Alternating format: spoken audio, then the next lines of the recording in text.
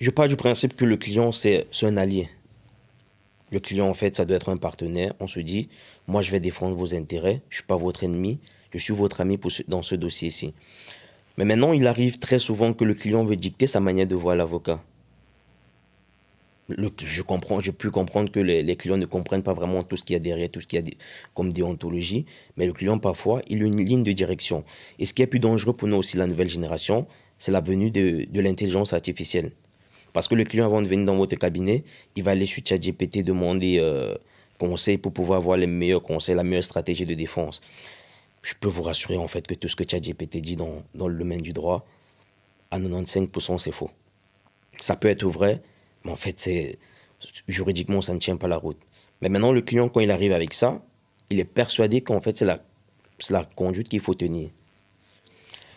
Moi, au cabinet, j'ai exigé de la part du secrétariat de ne recevoir aucun document en ce sens. Un document venant d'un client avec une ligne de défense, moi je le refuse parce que je sais qu'en fait la base elle est biaisée. Tout part de là. Si déjà vous n'êtes pas d'accord avec la ligne de défense avec le client, ça ne sert à rien de continuer. Parce qu'en fait vous n'allez aller nulle part. Viendra le moment où il doit falloir plaider, comme je vous ai dit. Si vous plaidez quelque chose qui n'est pas voulu, qui n'est pas acquiescé par le client, vous prenez une balle dans la tête. Parce que vous allez plaider contre les intérêts en réalité de votre client. Parce qu'il peut estimer que moi je suis innocent.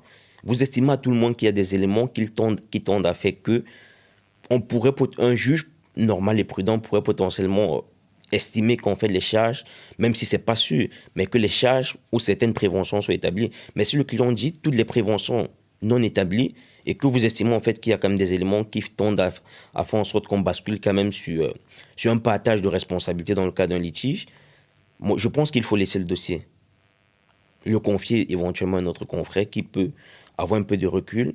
Peut-être il va l'accepter. Il va accepter la ligne de défense du client. Donc ça dépend de tout un chacun. Mais pour ce qui est de ma personne, pour ce qui est de mon engagement, je ne prends aucun dossier, aucun client qui m'impose une ligne de défense, surtout qui est contraire à mes valeurs et à mes principes.